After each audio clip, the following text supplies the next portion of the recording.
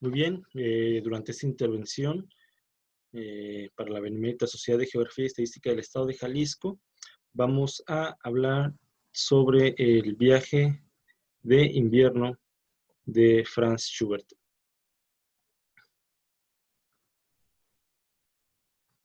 Muy bien.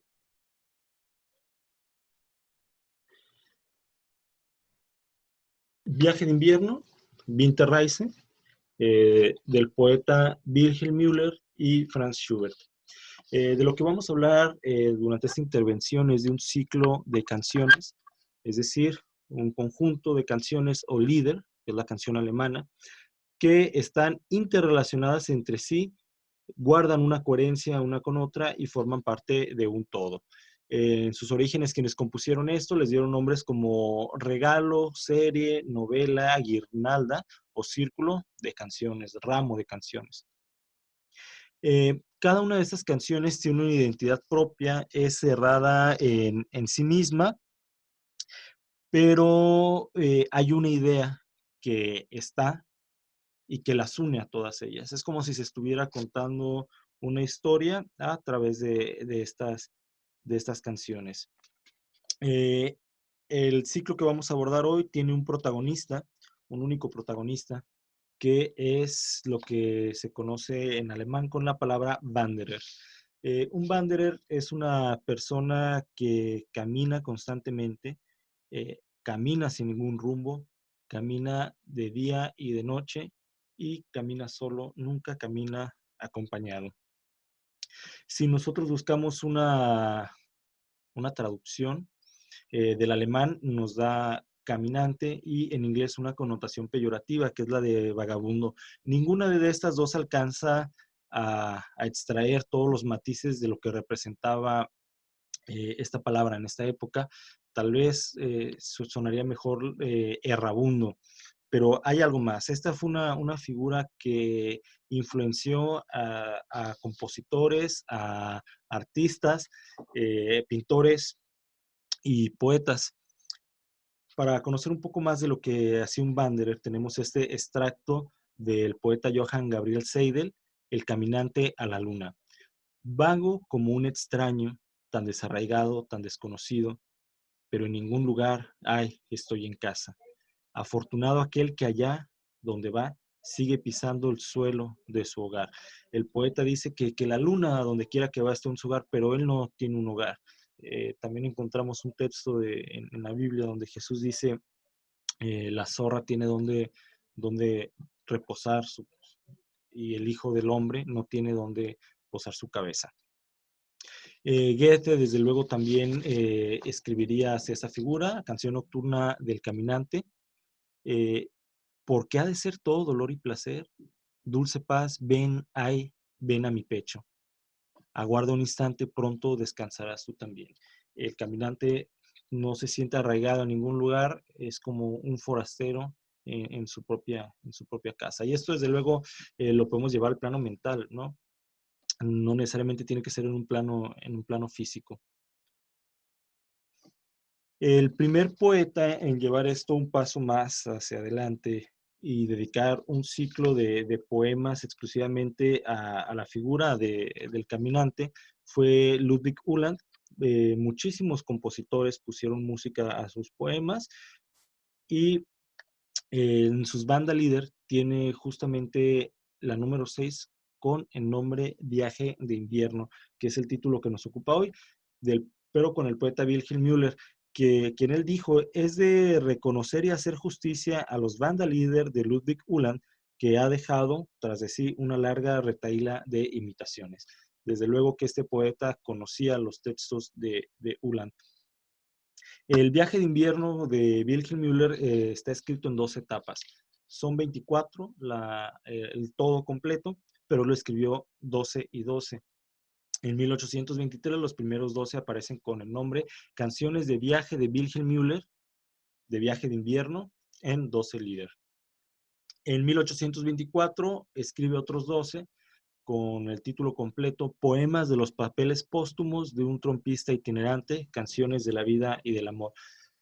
Franz Schubert conoce estos poemas y musicaliza primero los 12 primeros que conoce.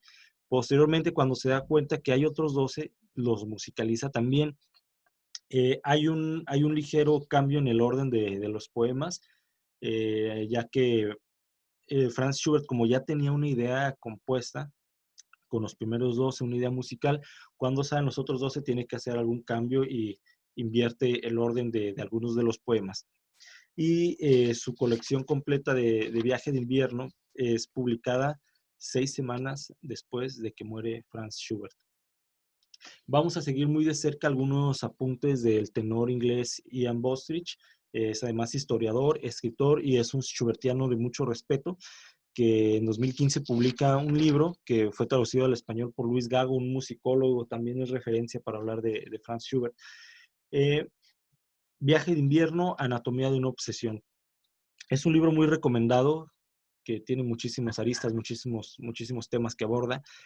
Durante este libro, Bostridge nos cuenta las dificultades técnicas que tiene para un músico interpretar este ciclo, nos cuenta cómo es que lo conoce, antecedentes personales, detalles de interpretación en público, pero además contexto histórico de varios de los agentes que influyeron posiblemente en la composición de este ciclo de canciones, también la referencia que dejó en escritores posteriores, en la literatura, en el cine y en la cultura popular.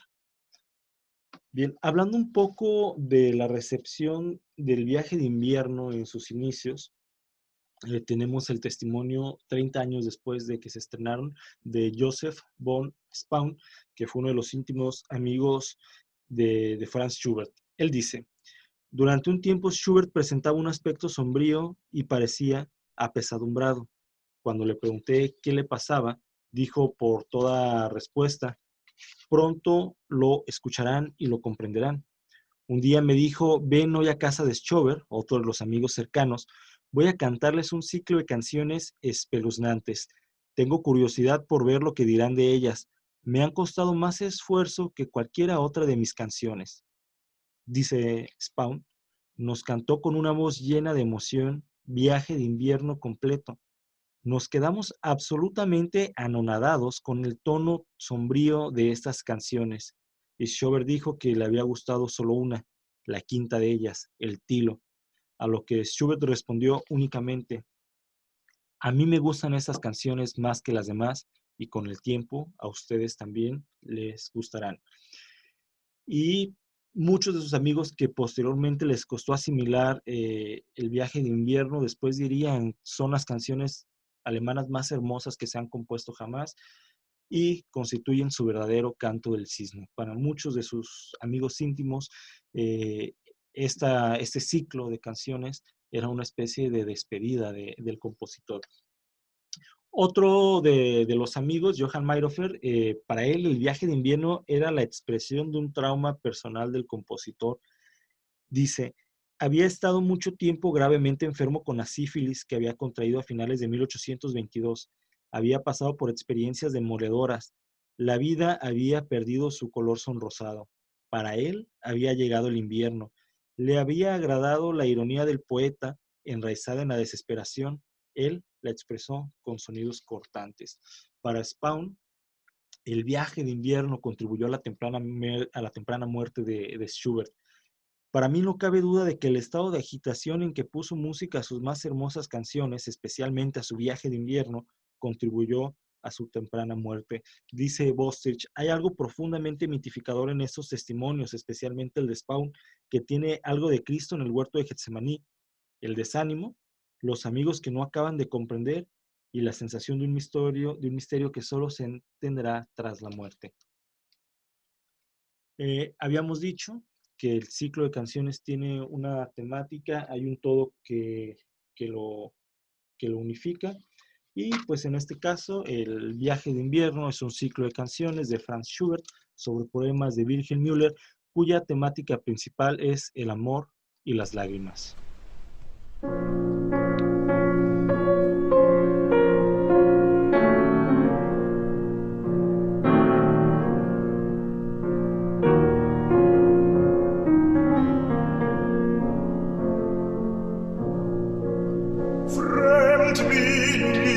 eingezogen, fremd zieh ich wieder aus. Herbei war mir geflogen mit manchem Blumenstrauß. Das Mädchen sprach von Liebe, die Mutter gar von ihm. Das Mädchen sprach von Liebe, die Mutter gar von ihm.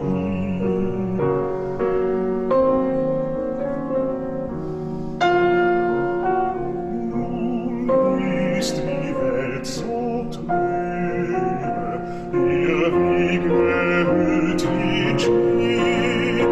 Nun ist die Welt so trübe, ihr Weg gehüllt in Schnee.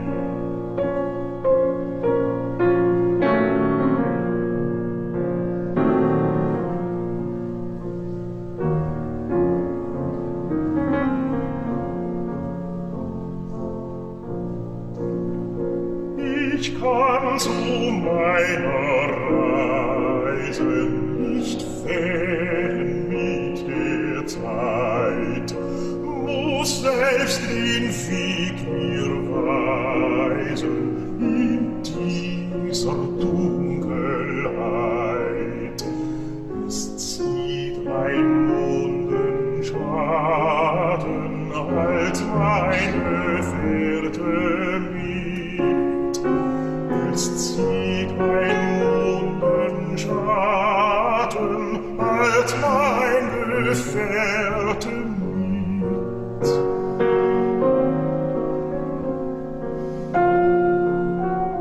Und auf den Weizenmaten such ich es wildest mit.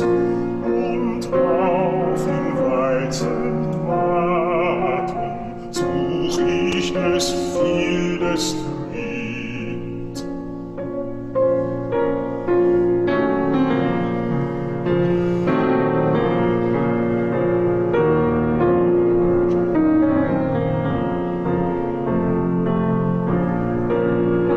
Was soll ich länger weinen, dass man mich trieb hinaus? Lass ihre Hunde heulen vor ihres Herren Haus. Die Liebe liebt das Wandern, Gott hat sie so gemacht. Von einem zu dem anderen, Gott hat sie so gemacht.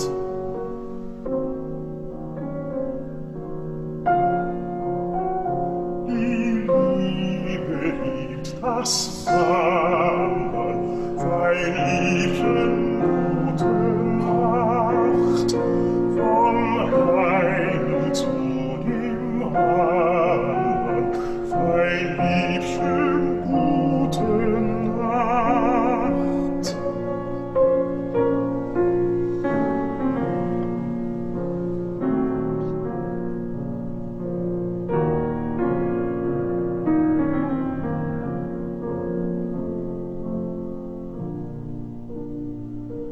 Will ich im Traum nicht stören, der Schatten deiner Ruhe, sollt meinen Tritt nicht hören, sacht, sacht die Türe zu. Schreib ihm vorübergehen ans Tor dir gute Nacht, damit du mögest sehen, an dich hab ich gedacht.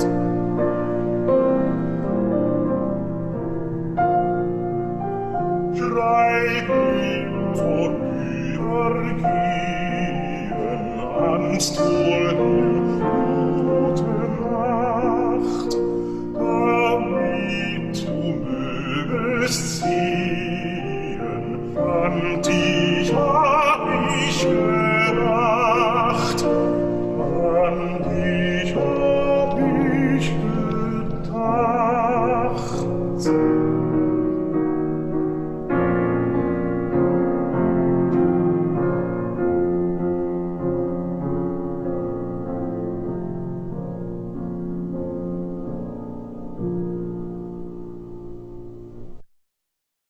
Acabamos de escuchar la primera canción del ciclo que nos va marcando la pauta de lo que va a ser el viaje de invierno. La número 1, Gute Nacht, buenas noches.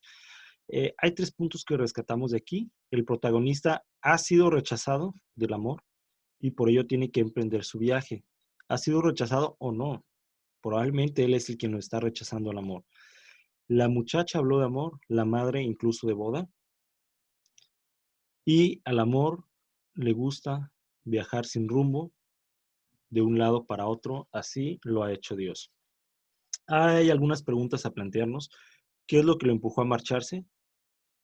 ¿Ella lo dejó o él es el que la está dejando?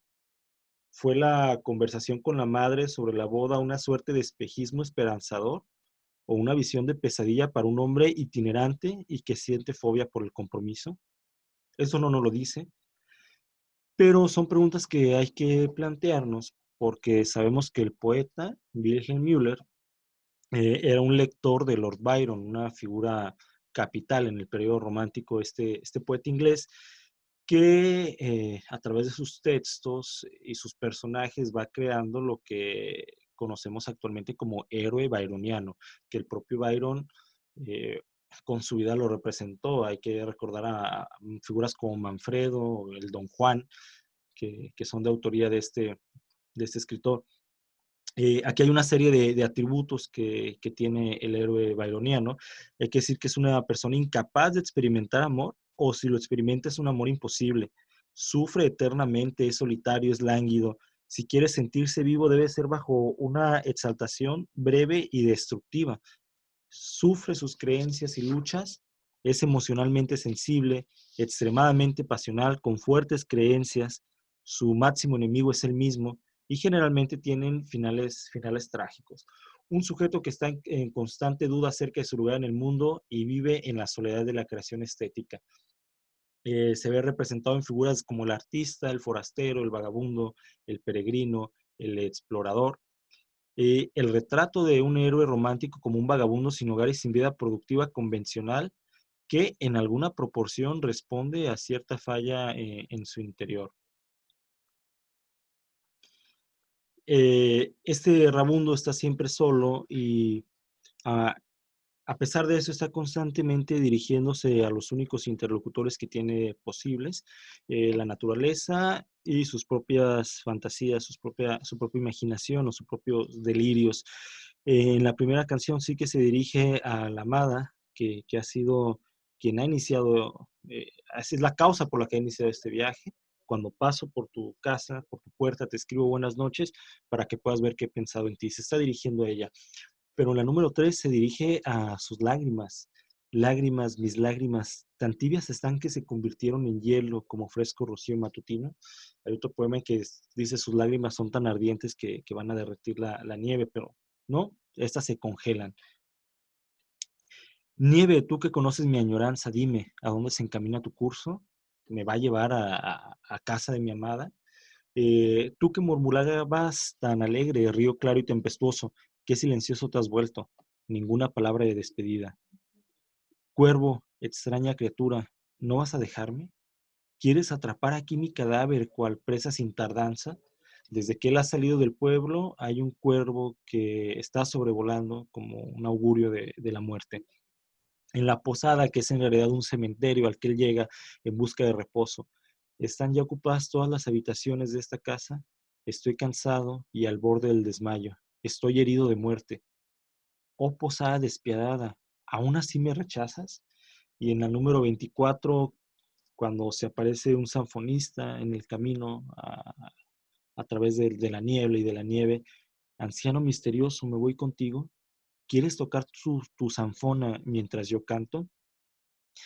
Eh, hay un recurso muy interesante que utiliza Franz Schubert a lo largo de este ciclo. Y para explicarlo muy a grosso modo, y no quiere decir que siempre sea así, pero generalmente las tonalidades mayores nos producen, vamos a decir, que un carácter brillante o alegre.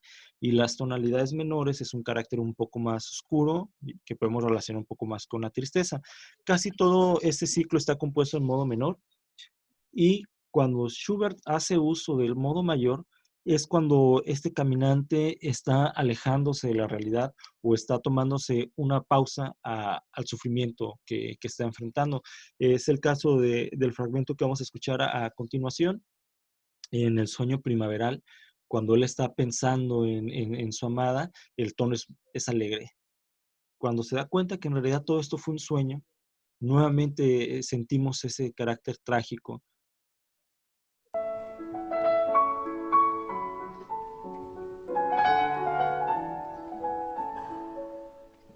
Ich träumte von bunten Blumen, so wie sie wohl blühen im Mai. Ich träumte von grünen Wiesen, von lustigem Vogelgeschrei, von lustigem Vogelgeschrei. Und als die Hähne krähten, da ward mein Auge wach, da war es kalt und finster, es schrien die Raben von da. Da war es kalt und finster, es schrien die Raben von da.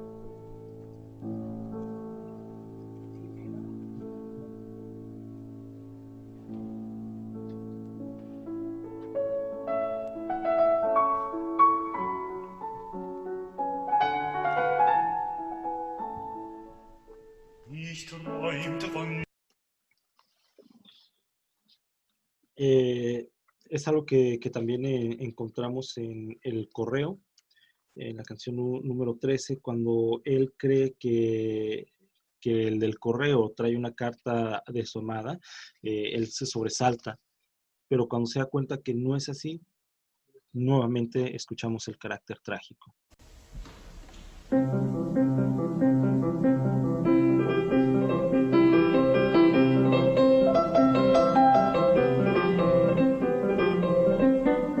Von der Straße her ein Postkorn klingt. Was hat es, dass es so hoch aufblinkt, mein Herz? Was hat es, dass es so hoch aufblinkt, mein Herz, mein Herz? Die Post bringt keinen Brief für dich, was drängst du denn so wunderlich, mein Herz, mein Herz? Die Post bringt keinen Brief für dich, mein Herz, mein Herz. Was drängst du denn so wunderlich, mein Herz, mein Herz?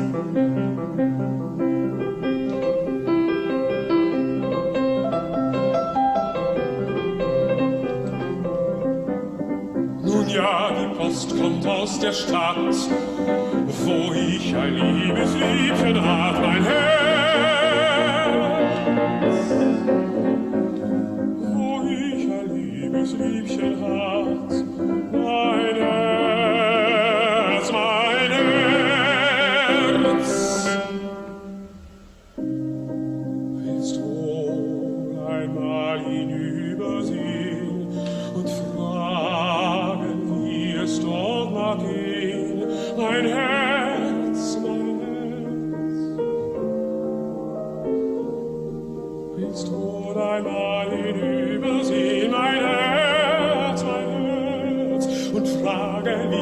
dort mag ihn, mein Herz, mein Herz.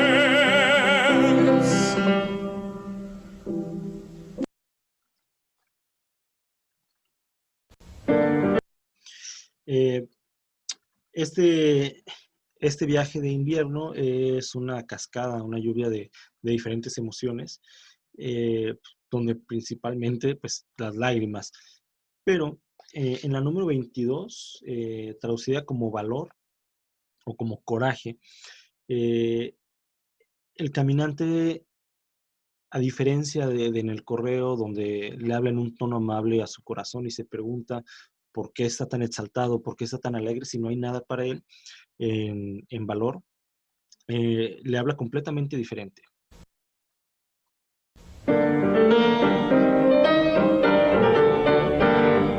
Fliegt der Schnee mir ins Gesicht, schütt ich ihn herunter.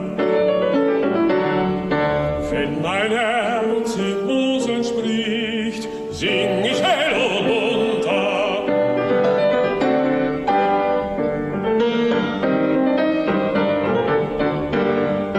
Höre nicht, was es mir sagt, habe keine Ohren. Fühle nicht, was es mir klagt, Klagen ist für Toren. Lustig in die Welt hinein, gegen Wind und Wetter.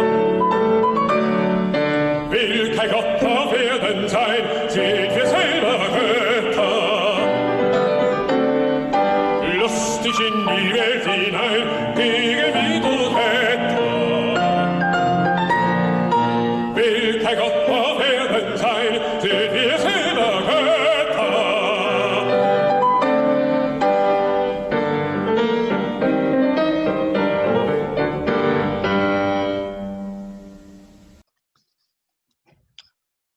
Es como si el caminante estuviera tratando de imponer la voluntad a la tragedia que está enfrentando. Y esto, sobre todo el último texto, si no hay ningún Dios en esta tierra, nosotros somos los dioses, desde luego que nos recuerda a un texto de Friedrich Nietzsche: Dios ha muerto y nosotros lo hemos matado. ¿Cómo podremos consolarnos, asesinos entre los asesinos? Lo más sagrado y poderoso que poseías todo el mundo se ha desangrado bajo nuestros cuchillos. ¿Quién nos lavará esa sangre? ¿Con qué agua podremos purificarnos? ¿Qué ritos expiatorios, qué juegos sagrados tendremos que inventar? ¿No es la grandeza de este acto demasiado grande para nosotros? ¿No tendremos que volvernos nosotros mismos dioses para ser dignos de ella? Un texto de 1882 de La Gaia Ciencia, de Friedrich Nietzsche. Y también en esta canción, ya casi de las últimas, es la primera vez que el caminante admite que ha estado cantando cuando dice: cuando mi corazón habla en el pecho, canto fuerte y alegremente. Al igual que el vagar sin rumbo, el desamparo y la soledad son tema recurrente en la estética del romanticismo, y lo encontramos mucho en los poemas de Franz Schubert, en el texto de Wilhelm Müller.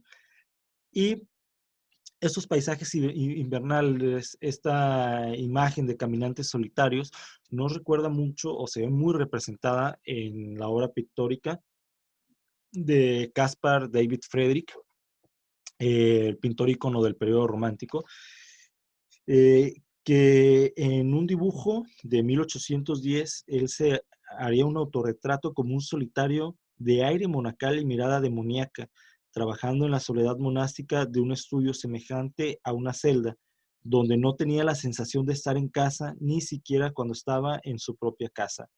Como diría el historiador de arte Joseph Corner, recluido dentro de sí mismo, apartado y trágicamente excéntrico, un errabundo en el purgatorio. Y esto lo podemos ver en las imágenes que quedan perfectamente con cualquiera de los poemas y canciones que nos encontramos en este periodo.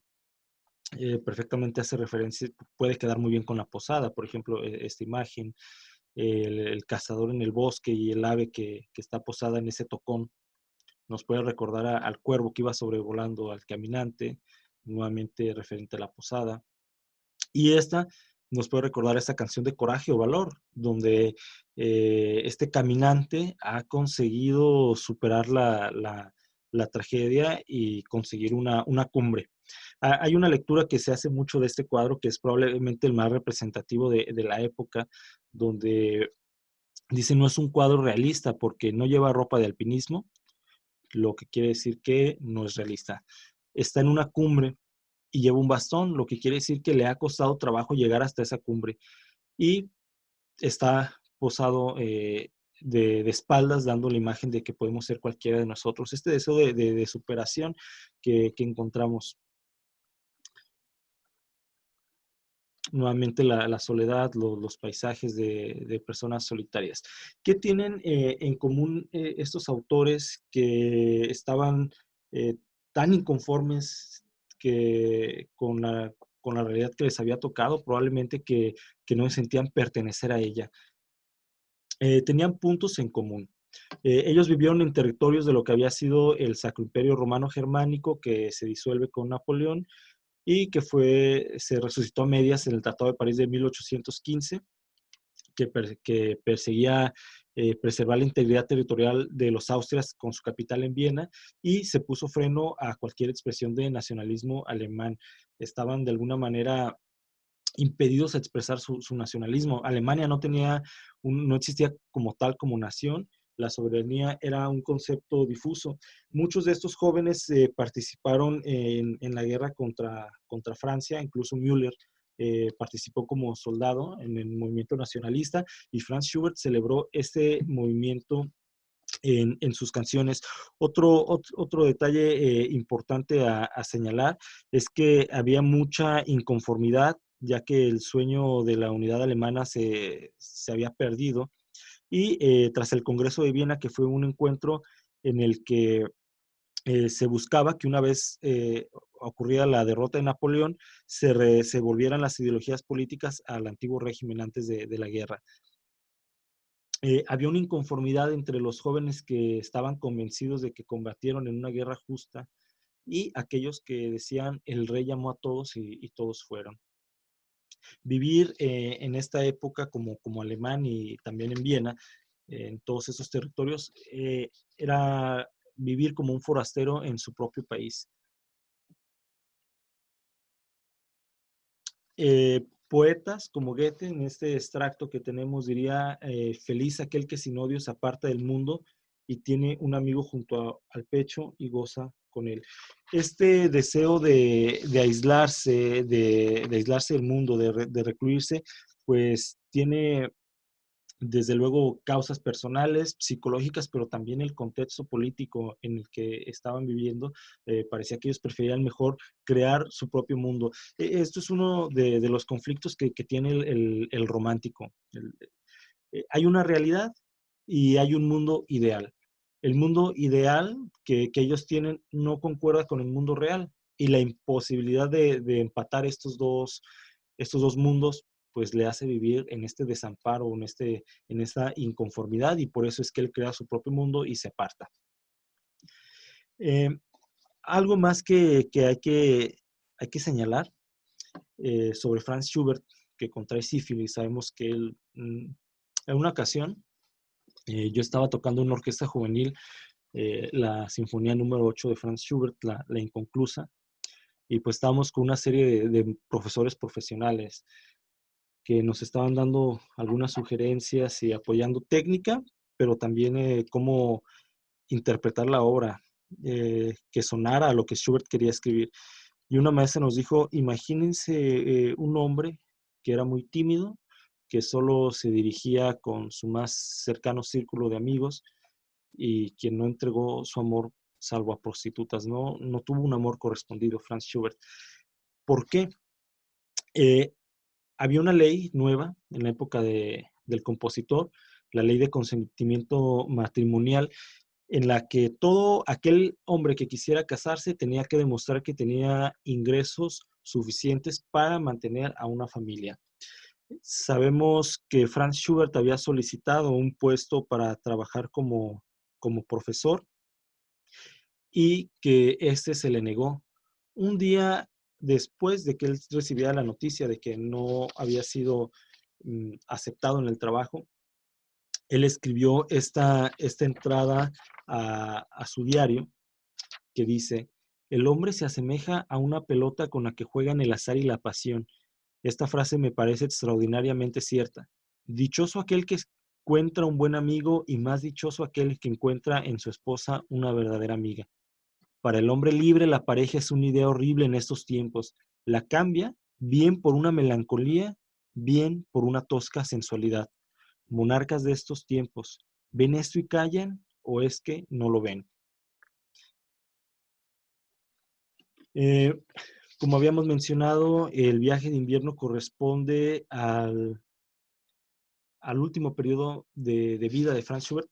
Antes de pasar a esto, también apuntar que si vemos el círculo de los amigos cercanos de Schubert, 5 de ellos nunca se casaron y los 3 que sí lo hicieron, uno se casó a los 30, otro a los 58 y otro a los 60. Entonces era algo común. Retomando, Franz Schubert compone este ciclo de canciones en la última etapa de su vida, como mucha de su obra más emblemática, como su último cuarteto de cuerdas, que también lo escribe en esta situación. Y Schubert dijo: el dolor aguza el entendimiento y fortalece la mente. Durante el último periodo de su vida, una persona que era tan social como Franz Schubert, que estaba con su íntimo círculo cercano de amigos, poetas, otros compositores, escritores, pintores. Él, durante la última etapa de su vida, el tratamiento de mercurio hacía que se le cayera el pelo, tenía constantes dolores de cabeza, lo que comía lo devolvía, estaba en cama, únicamente leyendo y buscando consolidar su legado musical. Fue uno de los periodos más prolíficos de composición. Y él, en una carta que dirige a uno de sus amigos, describe cómo es que él se sentía en esta última etapa a la que corresponde la composición de El viaje de invierno. Este video forma parte de un documental que voy a dejar en la descripción del video. Se llama Franz Schubert, El amor más grande y la pena más grande. Pues esta carta escribe: así se sentía el compositor en ese tiempo.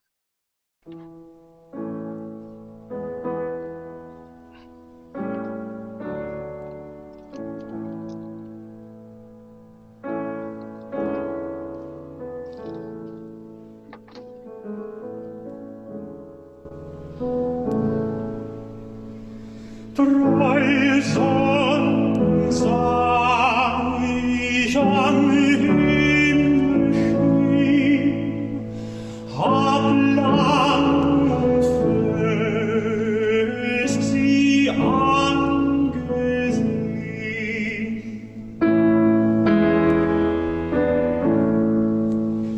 Und sie auch standen da so still, als wollten sie nicht weg von mir.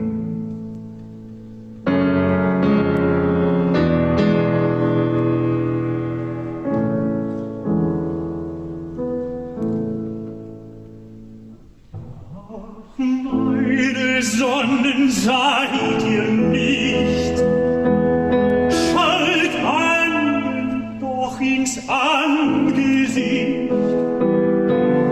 Ja, neulich hat ich auch geträumt, nun sind die Tag, die besten zwei.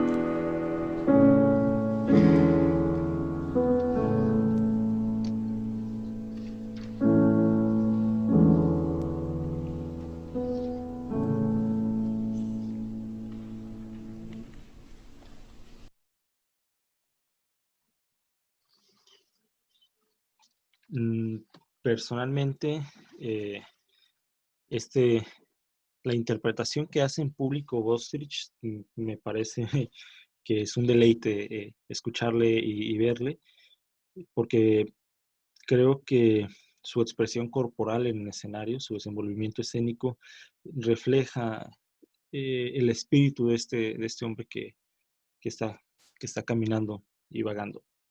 Bien, nos acercamos ya a la última de las canciones, el sanfonista. El caminante es como si estuviera yendo hacia el delirio o hacia la pérdida de la razón. Escuchamos las últimas tres. En coraje o valor, él está intentando de sobreponer la voluntad a la tragedia.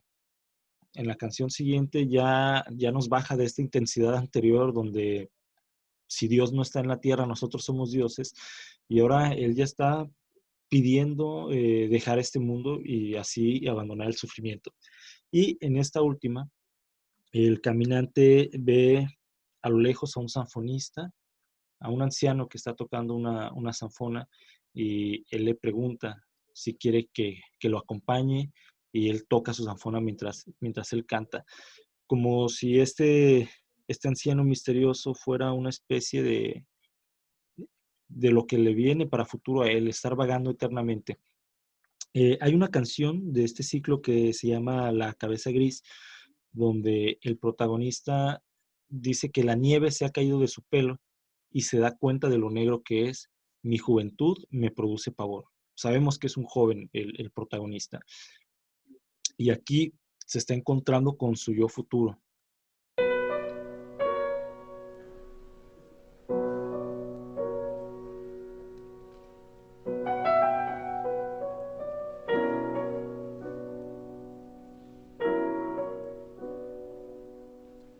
Drüben hinterm Dorfe steht ein Leiermann.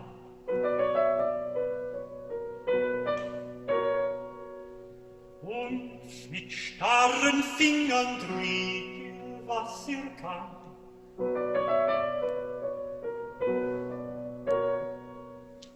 Barfuß auf dem Eise wandt hin und her.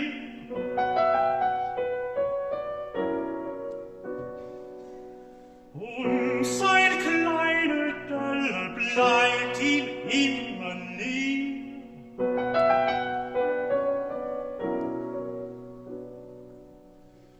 Und sein kleiner Döller bleibt ihm immer näher.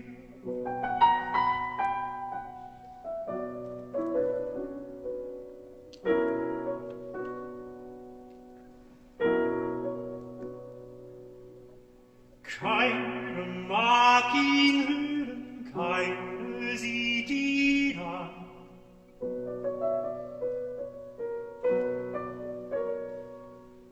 Und die Hunde knurren um den alten Mann.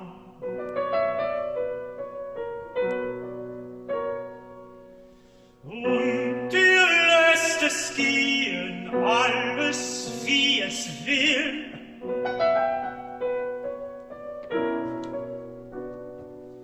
Dreht und seine Reihe steht ihm immer still.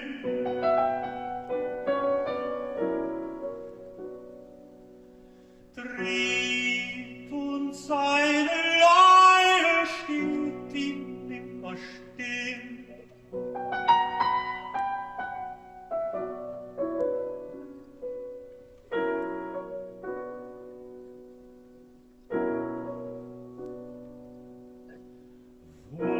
Wunderlicher Alter, soll ich mit dir gehen? Willst du deinen Leben, deine Leier drehen?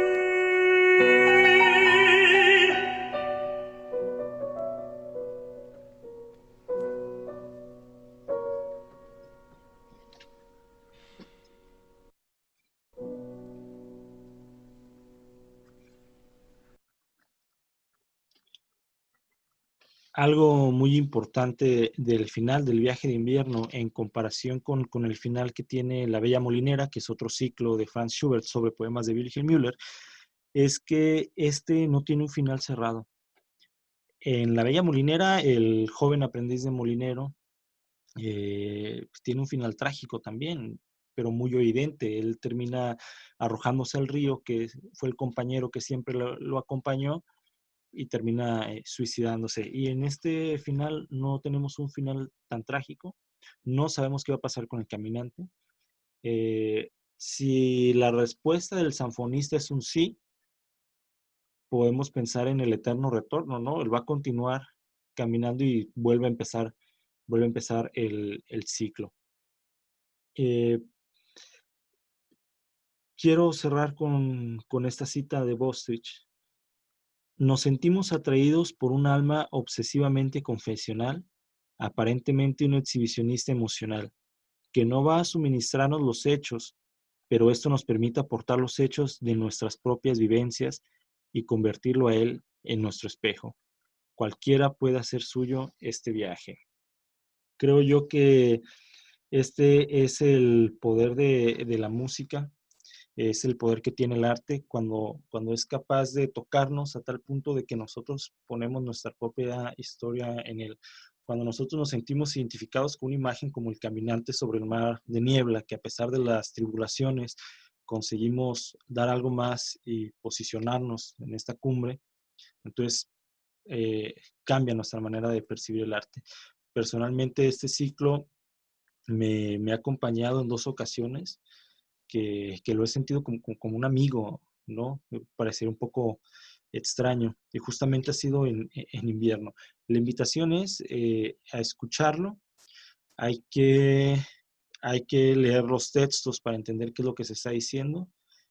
Como comentarios finales, está escrito originalmente para tenor, pero aquí escuchamos a algunos cantantes como Dietrich Fischer-Dieskau, que él es un referente para estos ciclos y él es un barítono. Hay incluso bajos que lo han grabado.